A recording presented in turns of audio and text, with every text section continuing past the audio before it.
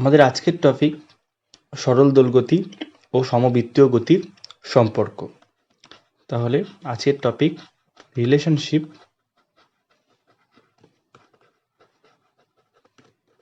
Between SHM বা simple harmonic motion and uniform circular motion বা UCM।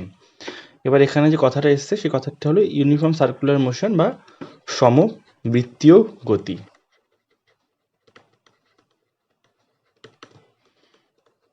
সমবৃত্তীয় গতি কাকে বলে প্রথমে আমরা দেখি।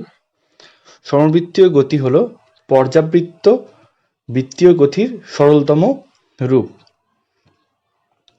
অর্থাৎ এটি চক্রাকার পর্যাবৃত্ত গতির সরলতম রূপ। আমরা কি জানি, SHM মানে কি সিম্পল হারমোনিক মোশন, এটি কি রৈখিক পর্যাবৃত্ত গতি সরলতম রূপ।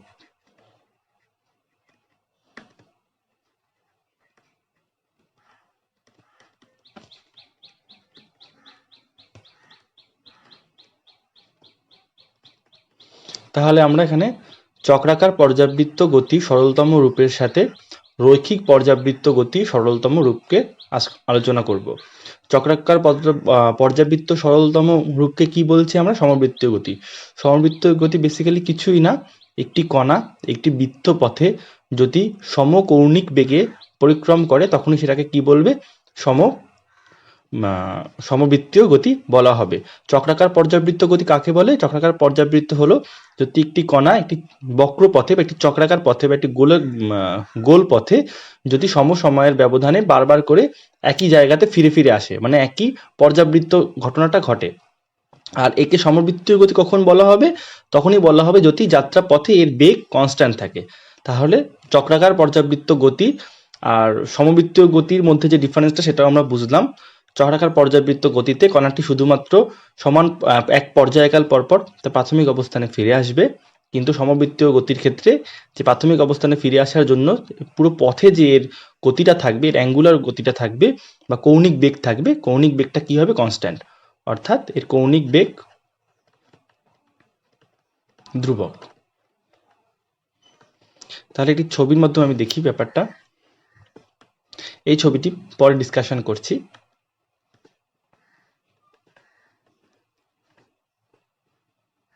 একটি বৃত্ত পথ আছে, এই বৃত্ত পথের উপরে একটি কণা রয়েছে। এই কণাটি এই বৃত্ত পথে সমকৌণিক বেগে ঘুরছে, এটি বৃত্তের কেন্দ্র।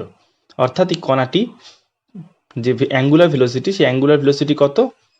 এই কণাটির এই সাম্যাবস্থান থেকে বা একটি ব্যাস টানলাম আমি কণাটির, এই ব্যাসের থেকে কণাটির যে অবস্থান, সেই অবস্থানকে যদি আমি কেন্দ্র থেকে রেডিয়াস দিয়ে যোগ করি তাহলে সেই অবস্থানটাকে আমি জানাচ্ছি থিটা দিয়ে। ওকে, এবং এই থিটার ভ্যালু হলো ওমেগা ইন্টু টি।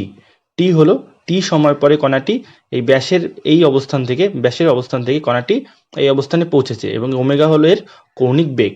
কারণ আমরা জানি কি ওমেগা মানে কি? থিটা বাই টি জানি আমি, অর্থাৎ থিটা ইকুয়াল টু কি? Omega into T. কারণ কৌণিক বেগ মানে কৌণিক সরণ বাই সময়, অর্থাৎ কৌণিক সরণ মানে ওমেগা ইন্টু টি, কৌণিক বেগ ইন্টু সময়। তাহলে কণাটি থিটার সাথে ওমেগাটি সম্পর্ক আমি পেলাম। এবার বলছে এই কণাটি যে কৌণিক বেগে ঘুরছে এবং সমবৃত্তীয় গতিতে ঘুরছে, এর যদি আমি একটা প্রজেকশন আঁকি এই ব্যাসের উপরে, যে বৃত্ত পথে কণাটি ঘুরছে সেই বৃত্তের ব্যাসের উপরে কণাটি যদি আমি প্রজেকশন বা প্রক্ষেপ আঁকি, এখানে এই পয়েন্টটি হলো প্রক্ষেপ। ওকে, এটি হলো কণাটির প্রক্ষেপ। তাহলে এটি হলো মূল কণাটি এবং এটি হলো কণাটির প্রক্ষেপ। মূল কণাটি কি পথে ঘুরছে আমরা একটু দেখি। মূল কণাটি এই বৃত্তপথ বরাবর ঘুরছে। বৃত্তপথ বরাবর ঘোরার জন্য কণাটি প্রথমে এই অবস্থানে, তারপরে কণাটি উলম্ব অবস্থানে এবং তারপর কণাটি উল্টো দিকের অনুভূমিক স্থানে চলে গেল। আর সেই পথ বরাবর সেই সময় কণাটির যে প্রক্ষেপ আছে, প্রক্ষেপ কি করলো? কণাটি যখন এই অবস্থানে রয়েছে, অনুভূমিক অবস্থানে রয়েছে বা এই অবস্থানে রয়েছে, কণাটির প্রক্ষেপও তখন এই অবস্থানে রয়েছে। কণাটি যখন উলম্ব অবস্থানে চলে গেল তখন কণাটির প্রক্ষেপ কোথায় চলে গেল? বৃত্তের কেন্দ্রে চলে গেল। আর কণাটি যখন একদম আরেক প্রান্তে চলে গেল তখন কণাটির প্রক্ষেপও বিপ্রান্তে চলে গেল। কণাটি যখন ঘুরে উল্টো দিকে চলে আসলো, উল্টো দিকে উলম্ব অক্ষ বরাবর চলে আসলো, কণাটির প্রক্ষেপ তখন কি করলো, আবার বৃত্তের কেন্দ্রে চলে গেল। আবার এই যখন ঘুরে আবার প্রাথমিক অবস্থানে ফিরে আসলো, প্রক্ষেপ আবার এই অবস্থানে ফিরে আসলো। অর্থাৎ কণাটির যে গতি, কণাটির গতি বৃত্তীয় গতি, কিন্তু যে প্রক্ষেপের গতি কি, প্রক্ষেপের গতি একটি রৈখিক গতি। এবং আমি দেখতে পাচ্ছি, যদি আমি একটু খেয়াল করে দেখা হয় একটু, তাহলে দেখা যায় যে এই প্রক্ষেপ যে গতিটা রয়েছে, প্রক্ষেপের গতিটি একটি রৈখিক গতি এবং পর্যাবৃত্ত গতি। কারণ কি, প্রত্যেক সময়ের ব্যবধানে কণাটি যেহেতু সমবৃত্তীয় গতিতে রয়েছে, তাই সময়ের ব্যবধানে কণাটি কি হবে, প্রাথমিক অবস্থানে ফিরে ফিরে আসবে, এই অবস্থানে ফিরে ফিরে আসবে, এবং এই অবস্থানে যখনই ফিরে ফিরে আসবে তখনই কণাটির প্রক্ষেপে যে থাকবে, প্রক্ষেপও তখন এই অবস্থানে ফিরে ফিরে আসবে। তাহলে প্রক্ষেপের যে গতি সেটিও পর্যাবৃত্ত গতি, আর যে কণাটি ঘুরছে তার গতি তো আমি বলেই দিলাম রৈখিক পর্যাবৃত্ত না, ইউনিফর্ম সার্কুলার মোশন, অর্থাৎ সমবৃত্তীয় গতি আমি বলেই দিয়েছি। তাহলে কণাটির গতি সমবৃত্তীয় গতি আমি জানি, এবং কণাটির যে প্রক্ষেপ রয়েছে, প্রক্ষেপের গতি আমি দেখতেই পাচ্ছি রৈখিক পর্যাবৃত্ত গতি।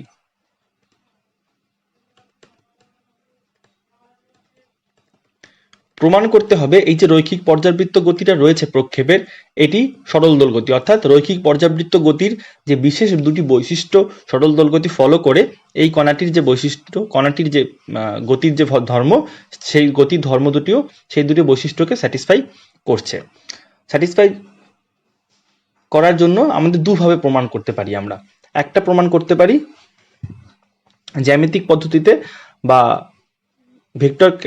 ভেক্টরের মাধ্যমে, অর্থাৎ একটা প্রমাণ হবে আমাদের অ্যালজাবরা বা বীজগাণিতিক,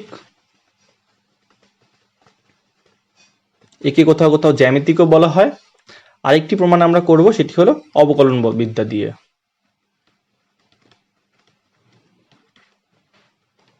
দুভাবে আমরা প্রমাণ করতে পারি। প্রমাণটা একটু পরে করছি, আগে বেসিক কনসেপ্টটা আমি ক্লিয়ার করে নিই। তাহলে এখানে প্রমাণটা আমি কি করতে চাইছি, প্রমাণটা করতে চাইছি যে প্রক্ষেপটা হবে সমবৃত্তীয় গতির যে প্রক্ষেপটা হবে, সেই প্রক্ষেপটা কি হবে, সেই প্রক্ষেপটা হবে রৈখিক পর্যাবৃত্ত গতি সরলতম রূপ, অর্থাৎ সরল দোল গতি। আর এই যে কণাটি রয়েছে, এই কণাটির যদি প্রজেকশন আমি এই ব্যাসের উপর না টেনে যদি আমি উলম্ব ব্যাসের উপর টানি, উলম্ব ব্যাসের উপরও কণাটির প্রজেকশন কি হবে, এই পয়েন্টটা হবে। এবং সেই পয়েন্টটার যদি আমি আলোচনা করি, তাহলে দেখা যাবে সেই পয়েন্টটার যে গতি হচ্ছে, সেই গতিটাও সেম রৈখিক পর্যাবৃত্ত গতি, এবং সেক্ষেত্রে প্রমাণ করতে পারি তারও সরলতম রূপ কি, সরল দোল গতি। আচ্ছা, তাহলে আমাদের প্রমাণ্য বিষয় কি, আমাদের প্রমাণ্য বিষয় হলো কোনো কণা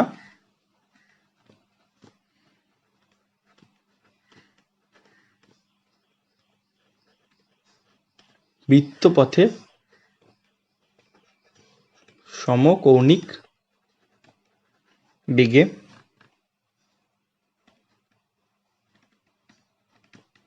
ঘুরতে থাকলে ওই কণার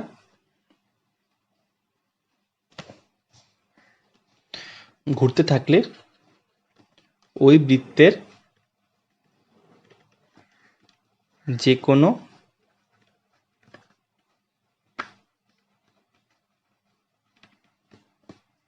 ব্যাসের উপর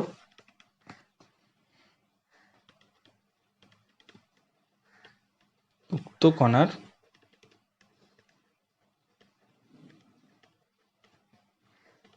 অবস্থান থেকে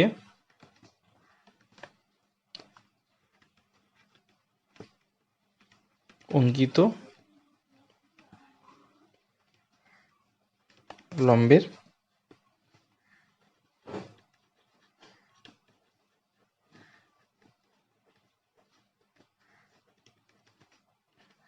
পাদবিন্দুর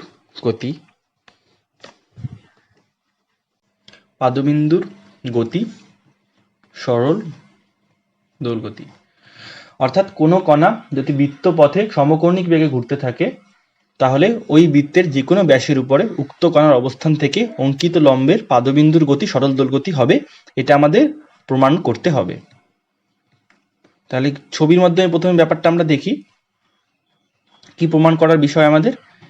এই বৃত্তপথে একটি কণা ঘুরছে বৃত্তপথে, সেই কণাটির যদি আমি যে কোনো একটি প্রক্ষেপ আঁকি যে কোনো ব্যাসের উপরে, এই ব্যাস বরাবর হতে পারে, কণাটির প্রক্ষেপ এই ব্যাস বরাবর হতে পারে, এই ব্যাস বরাবর হতে পারে, যে কোনো ব্যাস বরাবর হতে পারে, যে কোনো ব্যাস বরাবর কণাটির যদি আমি প্রক্ষেপ আঁকি, সেই প্রক্ষেপের যে গতিটি থাকবে সেই গতিটি কি হবে, এই ব্যাস বরাবর হলে কণাটির প্রক্ষেপের গতি এটি, এই ব্যাস বরাবর হলে এটি, এবং এই ব্যাস বরাবর হলে এটি। যে প্রক্ষেপের যে গতিটি রয়েছে প্রক্ষেপের গতি হবে সরল দৈর্ঘ্যটি, এটা আমাদের প্রমাণ করতে হবে। তা আমি তির্যকটাকে আমি প্রথমে ধরছি না, বা তির্যকটাকে নিয়ে প্রমাণ করার বিষয় আর আলাদা করে কিছু নেই ক্যালকুলেশনের অসুবিধা হওয়ার জন্য। দুটো সিম্পল ব্যাসকে আমি ধরছি। এক্ষেত্রে কণাটির অবস্থান এখানে, এর যে প্রক্ষেপ রয়েছে প্রক্ষেপের অবস্থান এখানে, অর্থাৎ কণাটির অবস্থান আমি মনে করলাম পি, কণাটির প্রক্ষেপের অবস্থান আমি মনে করলাম এক্স। ওকে, এটি হলো এক্স অ্যাক্সিস, এক্স অ্যাক্সিস, আর এটি হলো ওয়াই অ্যাক্সিস। তাহলে এটি এক্স অ্যাক্সিস, এটি ওয়াই অ্যাক্সিস। ওকে, কণাটির অবস্থান হলো পি। কণাটির কেন্দ্র থেকে কণাটির অবস্থানকে আমি কণাটির যে বৃত্তপথ সেই বৃত্তপথের রেডিয়াস দ্বারা কানেক্ট করতে পারি, তাহলে এই ডিস্টেন্সটা হলো আর। তাহলে কণাটির যে অবস্থান এক্স, এক্স ইকুয়াল টু কি, আর কস থিটা। আচ্ছা, প্রথম যে প্রমাণটি আমি করছি সেই প্রমাণটি আমি করছি অবকলন বিদ্যা দিয়ে। অবকলন বিদ্যা থেকে আমি প্রমাণটা করছি। তাহলে এক্স যদি কণাটির সরণ যদি আর কস থিটা হয়, আর থিটা মানে আমি কি জানি, থিটা মানে কৌণিক সরণ, অর্থাৎ যদি কৌণিক বেগ থেকে আমি কৌণিক সরণকে লিখি তাহলে আমি লিখব কস ওমেগা টি, কারণ থিটা মানে ওমেগা টি। আর কণাটির বেগ কি হবে, V equal to DX DT, অর্থাৎ omega R minus sine omega টি।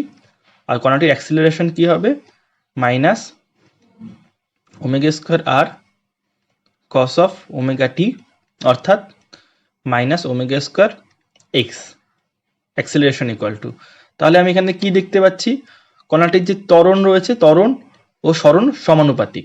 আচ্ছা, তাহলে আমি এক নাম্বার কি পাচ্ছি, ত্বরণ এবং সরণ সমানুপাতিক, এটা আমি পাচ্ছি। এটি সরল দোল গতি হওয়ার জন্য রৈখিক পর্যাবৃত্ত গতির প্রথম বৈশিষ্ট্য। সেকেন্ড বৈশিষ্ট্য কি ছিল, সেকেন্ড বৈশিষ্ট্য ছিল ত্বরণ সর্বদা সাম্যাবস্থান অভিমুখী। আচ্ছা, এক্ষেত্রে এক্স এর দিক কোনটা, এই দিক, এক্স হলো কি সাম্যাবস্থার অপোজিট দিক, কিন্তু ত্বরণের ভ্যালু কি এসছে, ত্বরণ ইকুয়াল টু এসছে এ ইকুয়াল টু এসেছে মাইনাস ওমেগা স্কোয়ার এক, অর্থাৎ ত্বরণে একটা মাইনাস রয়েছে, অর্থাৎ ত্বরণের যে দিক, ত্বরণের দিক কোন দিক, নিশ্চয়ই কেন্দ্রের অভিমুখী অর্থাৎ সাম্যাবস্থান অভিমুখী। তাহলে কণাটির যে গতিটি রয়েছে, কণাটির গতিটি রয়েছে এ প্রান্ত থেকে বি প্রান্তে যাচ্ছে, আবার মধ্যবিন্দুকে অতিক্রম করে। তাহলে মধ্যবিন্দুর যে দিকে রয়েছে কণাটির, সেই মধ্যবিন্দুর দিকেই কণাটির ত্বরণের দিক, কারণ ত্বরণ সরণের বিপরীত। আবার কণাটি যদি সরণ বিপরীত দিকে হতো তাহলে ত্বরণ কখনো তো পজিটিভ হতো, অর্থাৎ সেক্ষেত্রে ত্বরণের দিক হতো কি আবার সেই মধ্যবিন্দু বা কেন্দ্রের দিকে, বৃত্তের কেন্দ্রের দিকে।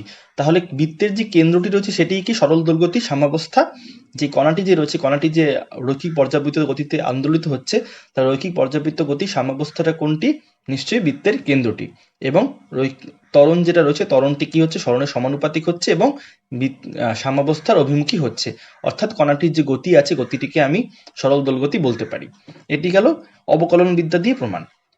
আচ্ছা, কণাটির যদি আমি উলম্ব ব্যাস বরাবর কণাটির প্রক্ষেপ নিই, উলম্ব ব্যাস বরাবর কণাটির প্রক্ষেপ নিলে আর কিছুই হবে না, সেক্ষেত্রে ওয়াই ইকুয়াল টু থাকবে আর সাইন থিটা, এবং আমি সেক্ষেত্রে অ্যাক্সিলারেশনের ভ্যালু আমি পাবো এ ইকুয়াল টু মাইনাস, মানে এখানে অ্যাক্সিলারেশন মানে d two y dt two equal to আমি পাবো মাইনাস ওমেগা স্কোয়ার ওয়াই, এখানে আমি পাবো, মানে এই দিক বরাবর যদি আমি ওয়াইকে ডিনোট করি সেক্ষেত্রে আমি পাবো কি, যে গতিটি পাচ্ছি, গতিটি কি পাচ্ছি, সরল দোলগতি পাচ্ছি। এটি হলো অবকলন বিদ্যা থেকে প্রমাণ। আচ্ছা, আরেকটি আমি জ্যামিতিক পদ্ধতি বা বীজগাণিতিক পদ্ধতি বা কোথাও কোথাও ভেক্টর পদ্ধতিও লেখা থাকে, সেইভাবেও করতে পারি। সেক্ষেত্রে দেখি, তাহলে 2 নম্বর পদ্ধতি কি, জিওমেট্রিক প্রসেস বা ভেক্টর প্রসেস। ওকে, কণাটি এই বৃত্তপথে ঘুরছে, এই বৃত্তপথে কণাটি ঘুরছে, আমি অ্যান্টি ক্লকওয়াইজ দিকটাকে পজিটিভ নিচ্ছি, সবসময় তাই নাই ফিজিক্সে নর্মালি। কণাটি বৃত্তপথে ঘুরছে, বৃত্তপথে একটি অবস্থান, যখন কণাটির অবস্থান থিটা এবং কণাটির রেডিয়াস, বৃত্তের রেডিয়াস আর, তখন কণাটিতে যে বেগ থাকবে সেই বেগটা কি জানি আমি, বৃত্তের স্পর্শক বরাবর, অর্থাৎ ভি। কণাটি যে প্রজেকশন থাকছে, প্রজেকশন কোন দিকে, প্রজেকশন হলো এই দিকে, তাহলে প্রজেকশনের যে বেগ, প্রজেকশনের বেগ কোন দিকে থাকছে? নিশ্চয়ই এই দিকে। তাহলে ভি এর বৃত্তের কেন্দ্র অভিমুখী যে প্রজেকশনটা, সেই প্রজেকশনটা কি হচ্ছে? সেই প্রজেকশনটাই নিশ্চয়ই কণাটিরও প্রজেকশন, বেগের প্রজেকশন। অর্থাৎ কণাটির ভি যদি এদিকে থাকে, এই কোণটা যদি থিটা থাকে, তাহলে এই কোণটা থিটা, এই কোণটা থিটা হলে এটা 90 ডিগ্রি মাইনাস থিটা। অর্থাৎ এই যে অ্যাঙ্গেলটা রয়েছে, এই অ্যাঙ্গেলটা, এই যে ভি এর যে এই প্রক্ষেপে বরাবর যে উপাংশটা রয়েছে, উপাংশটা কত দাঁড়াচ্ছে? V sign theta. আমি আরেকবার গ্রাফিক্যালি দেখাচ্ছি, দেখো এটা হলো ভি এর দিক, এই অ্যাঙ্গেলটা থিটা, এই অ্যাঙ্গেলটা থিটা, ভি এবং এই রেডিয়াস বরাবর যে টোটাল কোণটা 90 ডিগ্রি, এই কোণটা 90 ডিগ্রি, তাহলে এই অ্যাঙ্গেলটা কি হবে? 90 ডিগ্রি মাইনাস থিটা। অর্থাৎ ভি এর এই বরাবর যে উপাংশ, উপাংশটি কত হবে? ভি কস 90 ডিগ্রি মাইনাস থিটা, অর্থাৎ ভি সাইন থিটা। তাহলে ভি এর যে এই বরাবর উপাংশটি আসছে, উপাংশটি কত হচ্ছে? V sine theta. এটি কি? উপাংশটির পরম মান বা মডিউলাস। এবার যদি উপাংশটির আমি দিক বিচার করি, মানে যদি ভেক্টর দিক আমি নিই, তাহলে আমার লিখতে হবে কি? ভি অফ এক্স, মানে এই কণাটির যে বেগ, সেই বেগটি আমার লিখতে হবে, বেগটি পরম মান কত? কণাটির যে বেগ ভি, ভি সাইন থিটা, কিন্তু আগে এটা মাইনাস সাইন, কারণ এক্ষেত্রে আমি ভি এর মান আমি দেখতে পাচ্ছি, ভি এক্স এর মান আমি দেখতে পাচ্ছি এক্স এর উল্টো দিকে। এক্স এর সরণ কি? সাম্যাবস্থা থেকে এই পর্যন্ত কণাটি এক্স এর সরণ, কিন্তু ভি এর মান ঠিক উল্টো দিকে, অর্থাৎ ভি সাইন থিটা। আর আমরা জানি কি? V equal to omega r. অর্থাৎ এখানে যে রৈখিক ধ্রুতি কণাটির কি হবে? রৈখিক বেগ ইন্টু কণাটির বৃত্তপথের রেডিয়াস। তাহলে v x equal to minus omega r sine theta আমি বসাতে পারছি। এটি গেল কণাটির বেগের মান। ওকে, এবার কণাটির ত্বরণের মান আমি দেখব। কণাটির ত্বরণের মান, বৃত্তপথে যদি কোনো কণা ঘোরে, তাহলে তার মধ্যে যে ত্বরণটি থাকে, সেই ত্বরণটির মান কি হয়? ত্বরণটির মান হয় ওমেগা স্কয়ার আর, এবং সেই ত্বরণটিকে বলা হয় বৃত্তের কেন্দ্রাতিক ত্বরণ। তাহলে এই যে কণাটি যে ঘুরছে, কণাটির যে ত্বরণটা কাজ করছে কণাটি বৃত্তপথে ঘোরার জন্য, সেই ত্বরণের অভিমুখ কি হবে? বৃত্তের কেন্দ্রের দিকে হবে। এবং এই যে ত্বরণ, সেই ত্বরণের মান কি হবে? এ ইকুয়াল টু ওমেগা স্কয়ার আর। এটি কার ত্বরণ? এটি হলো যে বৃত্তপথে কণাটি ঘুরছে সমকৌণিক বেগে, সমবৃত্তীয় গতিতে, সেই কণাটির ত্বরণ, অর্থাৎ এই কণাটির ত্বরণ। তাহলে এর যে প্রজেকশন আসছে, প্রজেকশন মানে এই প্রজেকশনটা রয়েছে, এই প্রজেকশনটা যদি সরণ এক্স হয়, তাহলে এই প্রজেকশনের যে ত্বরণ হবে, প্রজেকশনের ত্বরণ কি হবে? নিশ্চয়ই এই কণাটির এক্স অ্যাক্সিস বরাবর ত্বরণের যে উপাংশ সেটি হবে। আবার তাহলে এই অ্যাঙ্গেলে যদি থিটা হয়, তাহলে এই অ্যাঙ্গেলটিও থিটা। অর্থাৎ এই যে প্রজেকশন রয়েছে, প্রজেকশনটার ভ্যালু কত হবে? প্রজেকশনটার ভ্যালু এক্স হবে এ কস অফ থিটা। তাহলে এ কস থিটা যদি হয়, সেক্ষেত্রে আমি কি লিখতে পাচ্ছি? এর ভ্যালু আমি জানি কি? ওমেগা স্কোয়ার আর কস থিটা। আর আর কস থিটা মানে কি জানি আমি? এক্স। তাহলে এ এক্স এর পরম মান কি হবে? এক্স এর পরম মান হবে ওমেগা স্কোয়ার এক্স। এটি এক্স এর পরম মান, এটি বৃত্তের ত্বরণের পরম মান। ওকে, এবার যদি আমি সাইনকে ইনক্লুড করি বা চিহ্নকে ইনক্লুড করি, তাহলে আমি আবার দেখতে পাচ্ছি ত্বরণের দিকটা কি হবে? ত্বরণের দিকটি হবে নেগেটিভ এক্স অ্যাক্সিস বরাবর। অর্থাৎ আমি আবার লিখতে পারি x equal to minus omega square x. তাহলে এক্ষেত্রেও আমি দেখতে পাচ্ছি কি? ত্বরণ সরণের সমানুপাতিক। এক্স মানে এক্স দূরত্বে যে কণাটি রয়েছে, অর্থাৎ বৃত্তের এই কণাটির যে প্রক্ষেপ রয়েছে, প্রক্ষেপের ত্বরণ, তাহলে প্রক্ষেপের ত্বরণও কি হচ্ছে? সরণের সমানুপাতিক হচ্ছে এবং কেন্দ্র অভিমুখী হচ্ছে বা সাম্যাবস্থান অভিমুখী হচ্ছে। তাহলে সেক্ষেত্রে আমি বলতে পারছি যে প্রক্ষেপের যে গতি, সেটি সরল দোলগতি। তাহলে আমি প্রমাণটা পেয়ে গেলাম, দুভাবে প্রমাণটা আমি করে দিলাম। এবার আমি প্রমাণটার আমি জিআইএফ বা অ্যানিমেশন একটু দেখি।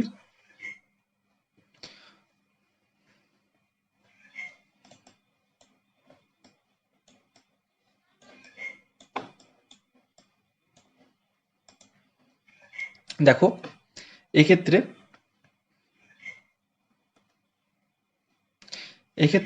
এই যে লাল যে ডটটা রয়েছে, লাল ডটটা কি করছে? এই লাল ডটটা সমবৃত্তীয় গতিতে ঘুরছে। তাহলে লাল ডটটা যে গতিতে ঘুরছে সেটি কি? সমবৃত্তীয়। তাহলে লাল ডটটা যে ঘুরছে, লাল ডটটার যে গতি সেটি কি? সমবৃত্তীয় গতি। আর লাল ডটটা যে প্রক্ষেপ রয়েছে, এই নীল ডটটার যে গতি সেটি কি? রৈখিক গতি। এবার যদি তুমি খুব ভালো করে পর্যবেক্ষণ করো, তাহলে দেখতে পাবে নীল ডটটার যে গতি, সেটি যখন একদম কেন্দ্রে চলে, মানে একটা প্রান্তে চলে যাচ্ছে, তখন নীল ডটটার গতি কমতে কমতে একদম কমে যাচ্ছে। আবার যখন সাম্যাবস্থানে এই পজিশনে আসে তখন নীল ডটটার গতি বেড়ে যাচ্ছে, অর্থাৎ এই পজিশনে নীল ডটটার ভেলোসিটি একটু কমছে, এই পজিশনে নীল ডটটার ভেলোসিটি বাড়ছে, সর্বোচ্চ হচ্ছে, আবার এই পজিশনে কমছে, কমে আবার উল্টো হচ্ছে। এবং যে এই যে জিনিসটা এটি কার বৈশিষ্ট্য, এটি সরল দোলগতির বৈশিষ্ট্য আমরা জানি। তাহলে যদি আমি আরেকবার ভালোভাবে পর্যবেক্ষণ করি তাহলে দেখতে পাচ্ছ যে নীল ডটটার যে গতি আছে সেই গতিটি সরল দোলগতির যে গতি হয় তার সাথে মিলে যাচ্ছে। আচ্ছা, এই নীল ডটটার যে গতি সেই গতিটি বেসিক্যালি ব্যাসের উপর যে গতিটি সেই গতিটি সেম, শুধুমাত্র অবস্থানটা একটু নিচে দেখানো হয়েছে যাতে বুঝতে সুবিধা হয় তার জন্য। আরেকটা চিত্রতে আমরা দেখি, আরেকটা অ্যানিমেশনে আমরা দেখি।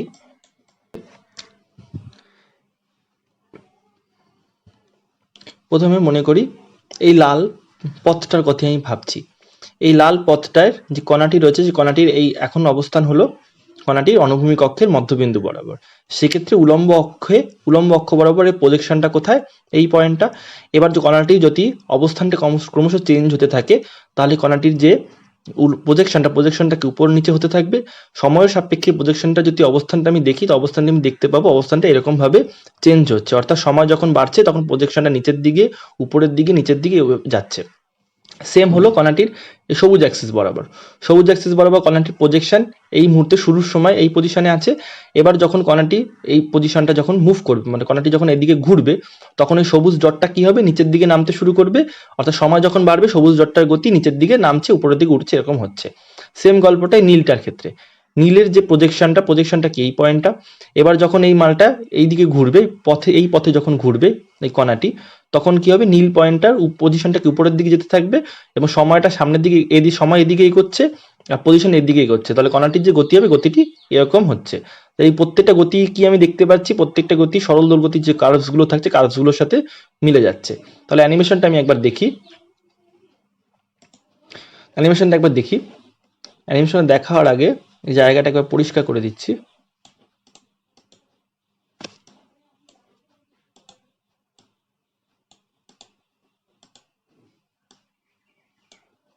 হ্যাঁ, এবার অ্যানিমেশনটা ভালোভাবে দেখা যাবে। দেখো এই সবুজ কণাটির যে গতি রয়েছে, সবুজ কণাটির গতি কি হচ্ছে, রৈখিক পর্যাবৃত্ত গতি হচ্ছে কোন বরাবর, এই উলম্ব অক্ষ বরাবর রৈখিক পর্যাবৃত্ত গতি হচ্ছে। যদি সময়ের অক্ষ আমি নেই তাহলে আমি দেখতে পাচ্ছি যে রৈখিক পর্যাবৃত্ত গতিটা বেসিক্যালি একটা কি, সরল দোল গতি। ঠিক আছে, প্রত্যেকটা কণার গতি আলাদাভাবে পর্যবেক্ষণ করলে সেম দেখা যাচ্ছে। এবং প্রত্যেকটা আর একটা জিনিস দেখা যাচ্ছে, এই যে সরল দোলগতিটি হচ্ছে, সরল দোলগতির বিস্তারটা কার উপর ডিপেন্ড করছে, বিস্তারটা ডিপেন্ড করছে যে সমস্ত কণার বৃত্তে সমবৃত্তীয় গতি, যে সমস্ত কণার রেডিয়াস বেশি সে তার দেখতে পাচ্ছি আমি বিস্তার বেশি। যেমন সবুজটার বিস্তার সবচেয়ে কম, এক্ষেত্রে দেখো সবুজটার রেডিয়াস সবচেয়ে কম, লালটার রেডিয়াস তারপরে, লালটার বিস্তার দেখো সবুজ ও নীলের মাঝখানে, এবং নীলের বিস্তার সবচেয়ে বেশি, তাহলে কণাটির এখানে নীল যে কণাটি রয়েছে, নীল যে পথটি রয়েছে তারও বিস্তার সবচেয়ে বেশি, অর্থাৎ বৃত্তপথের বিস্তারের উপর কণাটির, বৃত্তপথের রেডিয়াসের উপর কণাটির বিস্তার ডিপেন্ড করছে। তাহলে সমবৃত্তীয় গতি এবং সরল দোলগতির সম্পর্কটি আমি দেখে নিলাম। এবার এর একটি ব্যবহারিক রূপ আছে। ব্যবহারিক রূপটি বেশ কিছু বইতে একটু ভুল দেয়া আছে, ব্যবহারিক রূপটি আমি বলছি। ধরো একটি বৃত্তের কেন্দ্র আছে, বৃত্তের কেন্দ্রে একটি পিন জয়েন্ট লাগানো আছে, পিন জয়েন্ট থেকে একটি রড লাগানো আছে। ওকে, এই রডটিকে বলা হচ্ছে ক্র্যাঙ্ক, CRANK, ক্র্যাঙ্ক। এই রডটির সাথে আরেকটি পিন জয়েন্ট লাগানো আছে, পিন জয়েন্ট লাগানোর পরে রডটিকে একটি কানেক্টিং রড বা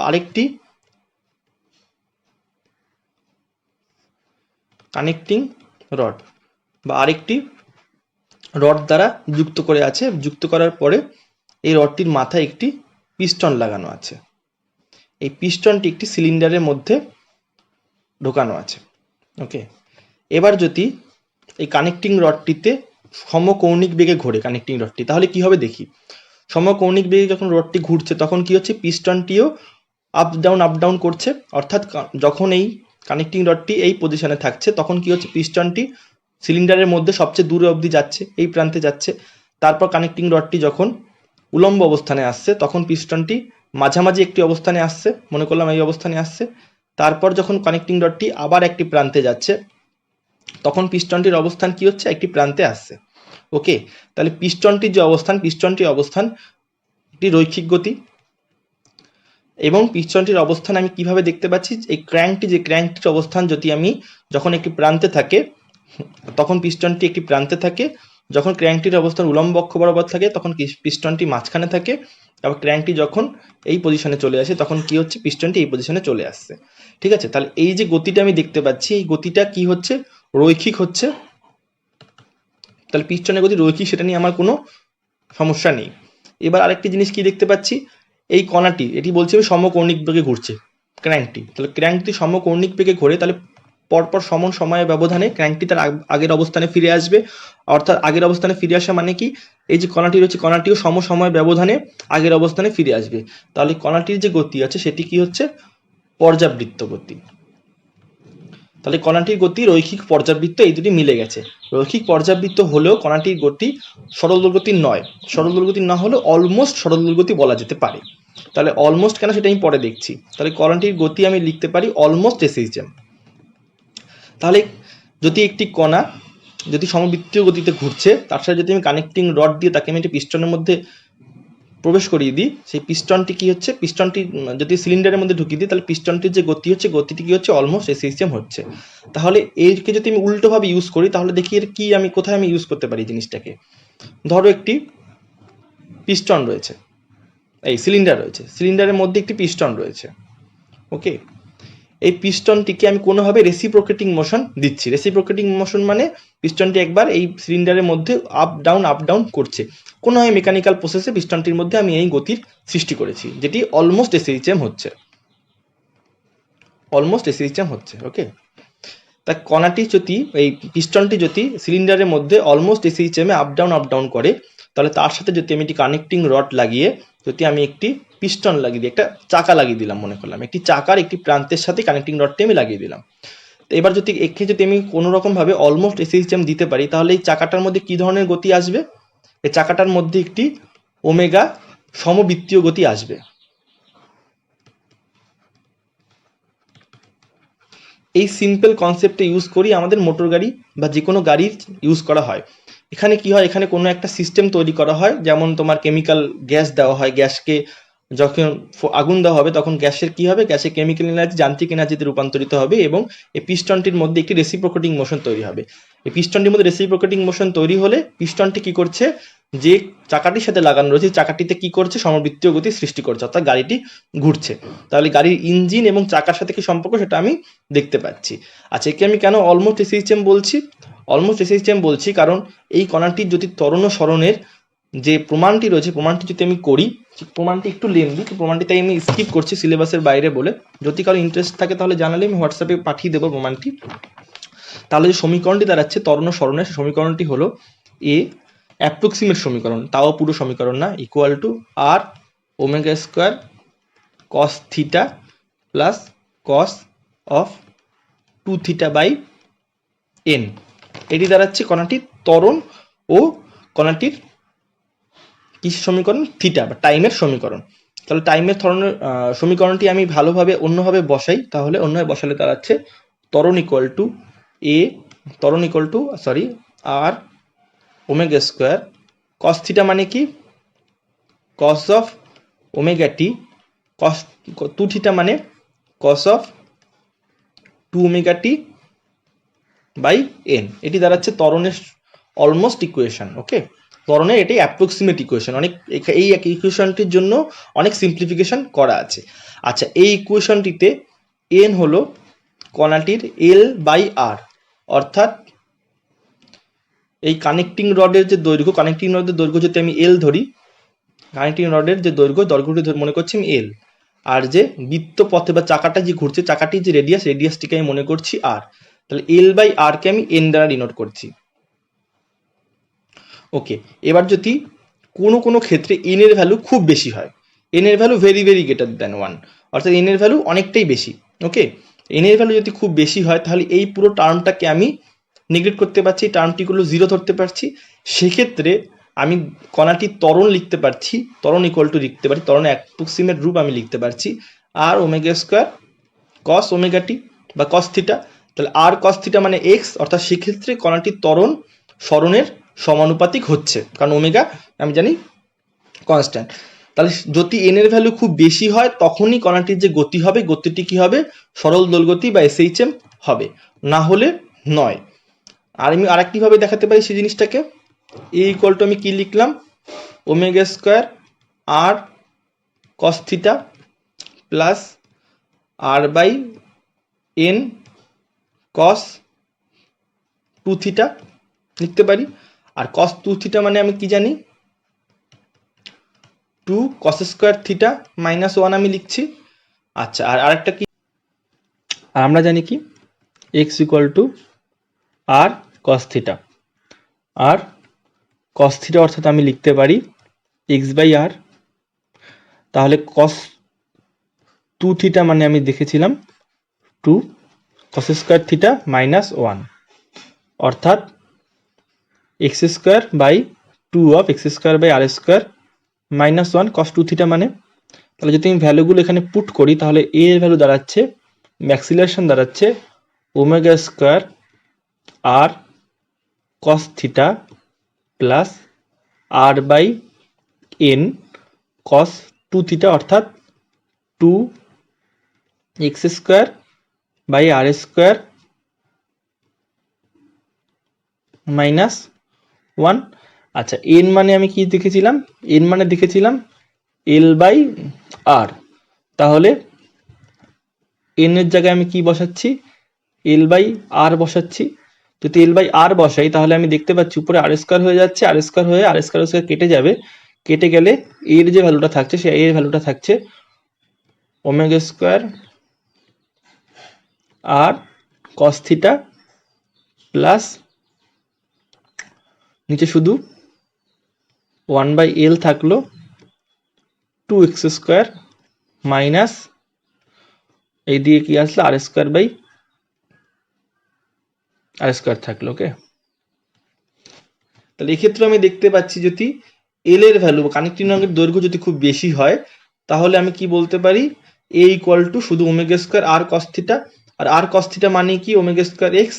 অর্থাৎ আমি দেখতে পাচ্ছি এন এন বা আর এর ভ্যালু যদি এল এর ভ্যালু যদি খুব বেশি হয়, খুব বড় হয়, তবে কণাটি যে ত্বরণটি থাকছে ত্বরণটি অলমোস্ট এসএইচএম হচ্ছে, সরল দোলগতি হচ্ছে। ঠিক আছে, কিছু কিছু বইতে এই কণাটির পিস্টনের যে গতিটিকে সরল দোলগতি বলেছে, সরল দোলগতি নয়, সরল দোলগতির কাছাকাছি একটি গতি। ঠিক আছে, আর আমি গ্রাফিক্যালি ব্যাপারটাকে একবার দেখে নিচ্ছি, সরি অ্যানিমেশন দিয়ে ব্যাপারটাকে একবার দেখছি। দেখো এক্ষেত্রে যে এই সবুজ যে লাঠিটা আছে, সবুজ লাঠির ক্ষেত্রে কানেক্টিং রড, সরি সবুজ লাঠির এক্ষেত্রে ক্র্যাঙ্ক, ক্র্যাঙ্ক যদি তাড়াতাড়ি ঘোরে, ক্র্যাঙ্কের মুভমেন্ট যদি যত তাড়াতাড়ি ফাস্ট হবে, ক্র্যাঙ্কের মুভমেন্ট ধীরে হলে পিস্টনটির মুভমেন্ট ধীরে ধীরে হচ্ছে, ক্র্যাঙ্কের মুভমেন্ট ফাস্ট হলে পিস্টনটির মুভমেন্ট রেসিপ্রোকেটিং যে মোশনটা রয়েছে পিস্টনের উপর নিচ করছে সেটি অনেক দ্রুত হচ্ছে। বা আমি উল্টো করে বলতে পারি, যদি কোনো একটি ফোর্সের সাহায্যে, কোনো একটি সিস্টেমের সাহায্যে পিস্টনটিতে যদি আমি রেসিপ্রোকেটিং মোশন বা আন্দোলন সৃষ্টি করতে পারি তাহলে আমি একটি সমবৃত্তীয় গতি পেতে আশা করতে পারি। ঠিক আছে, এই অ্যানিমেশনটি দেখো, এই ক্ষেত্রে এই স্লাইডারটা রয়েছে, স্লাইডারটি আসলে কিছুই না পিস্টন। এই পিস্টনটির মধ্যে যে পিস্টনটি রয়েছে আর বাইরে যে জিনিসটা রয়েছে এটি কি হলো সিলিন্ডার, এই সিলিন্ডারটির মধ্যে স্লাইডারটি বা পিস্টনটি রয়েছে। এখানে কোনো একটা ফোর্সের সাহায্যে পিস্টনটিতে আমি রেসিপ্রোকেটিং মোশন সৃষ্টি করছি, আর তার জন্য এই যে চাকাটি রয়েছে চাকাটিতে কি তৈরি হচ্ছে, চাকাটিকে আমি কি তৈরি, চাকাটিতে সমবৃত্তীয় গতি ওমেগার সৃষ্টি হচ্ছে। এই চাকাটিকে ক্র্যাঙ্ক বলছে, অর্থাৎ চাকাটির কে আমি একটি যদি আমি একটি দণ্ড হিসেবে কল্পনা করতে পারি তাহলে চাকাটিকে আমি সেক্ষেত্রে ক্র্যাঙ্ক বলতেই পারি। ঠিক আছে, এই চাকাটি হলো এক্ষেত্রে ক্র্যাঙ্ক, এক্ষেত্রে এই রডটি হলো কানেক্টিং রড, এবং এই কানেক্টিং রডে এই যে স্লাইডারটি রয়েছে স্লাইডারটির রেসিপ্রোকেটিং মোশনের জন্য কানেক্টিং রড এই ক্র্যাঙ্কে বা এই চাকাটির মধ্যে সমবৃত্তীয় গতির সৃষ্টি করছে, যার জন্য গাড়ি চলতে পারে। তাহলে আমাদের সমবৃত্তীয় গতি ও সরল দোলগতির ব্যবহারিক দিক এবং তাদের প্রমাণটা আমি দেখে নিলাম। এই অধ্যায়ের পরবর্তী অংশে আমরা পরবর্তী ভিডিওটিতে আমরা সরল দোলগতির শক্তি এবং সরল দোলগতির শক্তির কার্ভসগুলো এবং সরল দোলগতির বৈশিষ্ট্য ডিসকাশন করব।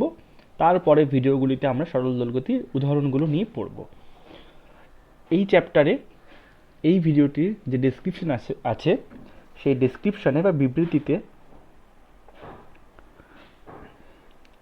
এর পরের ভিডিওটিতে আমরা সরল দোলগতির শক্তির কার্ভস এবং শক্তি সম্পর্কে পড়ব এবং সরল দোলগতির বৈশিষ্ট্যগুলি পড়ব এবং তার পরের ভিডিওগুলিতে আমরা পরপর করে সরল দোলগতির উদাহরণগুলো পড়ব।